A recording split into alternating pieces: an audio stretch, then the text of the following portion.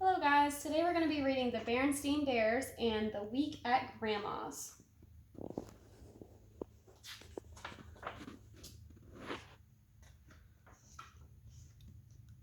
Once in a while, the bear family who lived in the big tree house down a sunny dirt road deep in bear country got out the family snapshots and looked at them.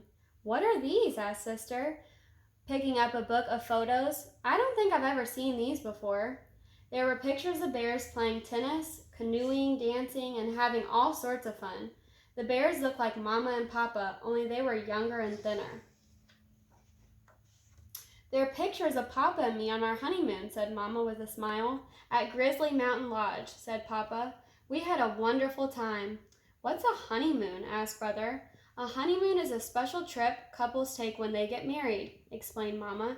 "Getting married is a very special happening, and celebrating it with a trip is an old custom." "As a matter of fact," said Papa, "we've decided to go on a second honeymoon. We're going back to the same place and play tennis, go canoeing, and have fun." "It'll be lovely," said Mama.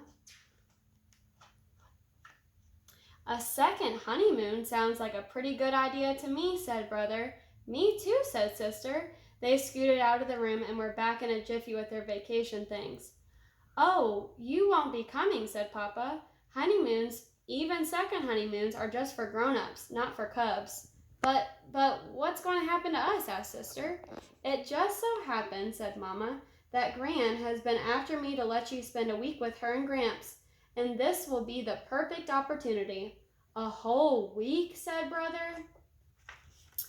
"But we've never stayed with anybody that long," said Sister. "Well," said Papa, taking a few practice swings with his tennis racket, "there's got to be a first time for everything."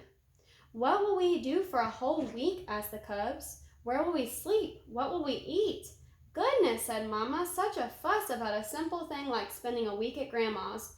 It didn't seem like a simple thing to the cubs. They loved Gramps and Gran very much, but, well, they just weren't Mama and Papa. Besides, Gramps and Gran were sort of old. "What are you taking with you?" Sister asked Brother when it was time to pack. "I'm taking 2 books, my jacks, and my teddy, of course." "These," he said, holding up some books, "and his best yo-yo." Papa put their suitcase in the car trunk last, so when they got to Gran's, unloading was as easy as 1, 2, 3. Then, after lots of big bear hugs and kisses, the happy second honeymooners were on their way. "It certainly is good to see young folks having fun," said Gran, as she waved goodbye. "We're the young folks," muttered the cubs. "We're the ones who are supposed to have fun." "I'm sure you're hungry after your ride," said Gran when they went in. "How about some of the special honey nut cookies and milk?" "No thanks, Gran," said Sister. "I'm not hungry right now." "Hey, these are really good," said Brother. Sister sneaked a taste. They were good, but, well, they just weren't Mama's. "Now let's get you up to your room so you can get settled," said Gramps. The cubs reached for their bags, but before you could say "Grizzly Gramps," they were gathered up, bags and all, and carried up the steep stairs. Gramps certainly was strong for someone so old. The room at the top of the stairs was very nice indeed, but, well, it just wasn't home. "Gramps," said Sister, "where do you suppose Mama and Papa are right now?"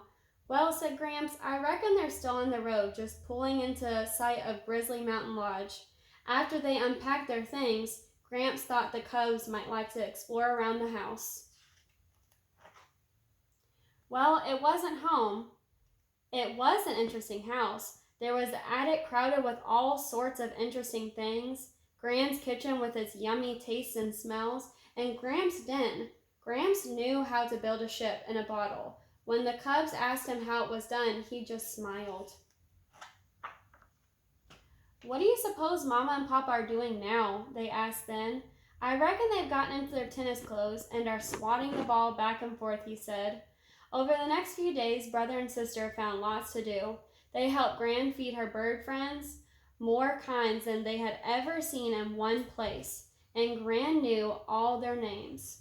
They helped Gramps cut and smooth twigs for a new ship in a bottle. It turned out that he built them outside the bottle and then slid them in. It was pretty tricky. They went fishing in a special place Gramps knew about. Well, said Gramps as they returned with a fine catch, I reckon that your mama and papa are out canoeing right now. I certainly hope they're having fun, said Sister, because we sure are. Better get that chairs in, said Gramps after a fine fish fry. It's going to rain tomorrow. How do you know? Asked Brother. I can feel it in my bones, answered Gramps.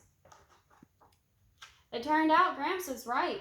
Good, said Brother. We'll be able to relax a little. Sister got out her jacks and he started to play with his yo-yo. Used to be pretty good with one of those myself, said Gramps.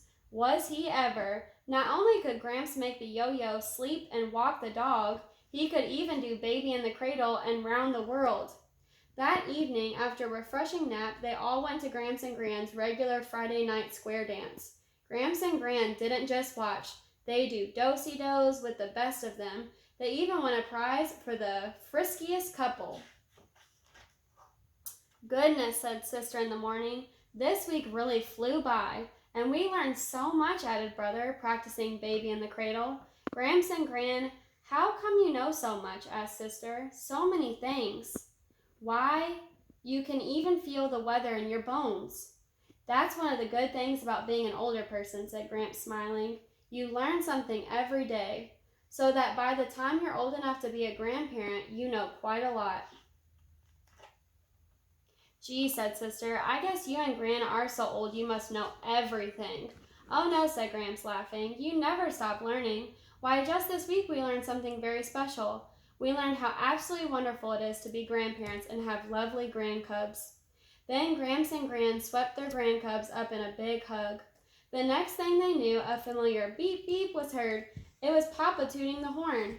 He and Mama were back from their second honeymoon, and it was time for the cubs to go home. After saying goodbyes and thank yous, the Bear family piled into the car and headed home. No sooner were they on their way than Brother and Sister were bubbling over with the fun and excitement of their week at Grandma's. Well, said Papa, sounds like you had a pretty good time. Oh, we did, said Sister. Papa, sometimes you might want to go on a third honeymoon. Then we could spend another week at Grandma's. A third honeymoon, said Papa. I don't think anyone's ever gone on a third honeymoon. Well, said Sister, there has to be a first time for everything. The end.